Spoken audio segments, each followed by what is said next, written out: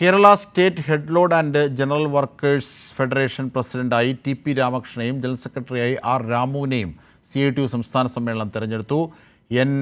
സുന്ദരംപിള്ള ട്രഷററാകും. വിവരങ്ങളുമായി സുലേഖ ഞങ്ങളുടെ പ്രതിനിധി ചേരുന്നു. സുലേഖ, എന്തൊക്കെയാണ് കൂടുതൽ ഭാരവാഹികളുടെ വിവരങ്ങൾ? എന്തായാലും 15ാം സംസ്ഥാന സമ്മേളനത്തിലാണ് പുതിയ ഭാരവാഹികളെ തിരഞ്ഞെടുത്തിട്ടുള്ളത്. Kerala state head loaders and general workers federation CITUവിന്റെ പ്രസിഡന്റായി ടി.പി. രാമകൃഷ്ണൻ തുടരും. ഒപ്പം ജനറൽ സെക്രട്ടറിയായി ആർ. രാമുവും തുടരും എന്നുള്ളത് തന്നെയാണ്. ഒപ്പം ട്രഷററായി N. സുന്ദരംപിള്ളയാണ് ഈ സംസ്ഥാന സമ്മേളനം തെരഞ്ഞെടുത്തിട്ടുള്ളത്. ഈ പൊതു ചർച്ചകളും മറുപടികളും ഒക്കെ കഴിഞ്ഞ ശേഷം അല്പസമയത്തിനകം തന്നെ തൊഴിലാളികളുടെ റാലി നടക്കും. ഈ റാലിക്ക് ശേഷം മുഖ്യമന്ത്രി പിണറായി വിജയനാണ് പൊതുസമ്മേളനം ഉദ്ഘാടനം ചെയ്യുക.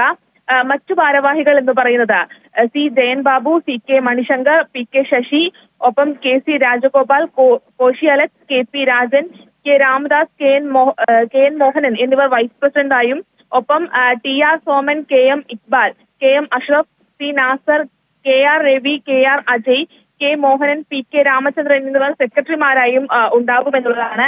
87 അംഗ സംസ്ഥാന എക്സിക്യൂട്ടീവ് കമ്മിറ്റിയും ഒപ്പം 237 അംഗ ജനറൽ കൗൺസിലിനെയും സംസ്ഥാന സമ്മേളനം തിരഞ്ഞെടുത്തിട്ടുണ്ട്.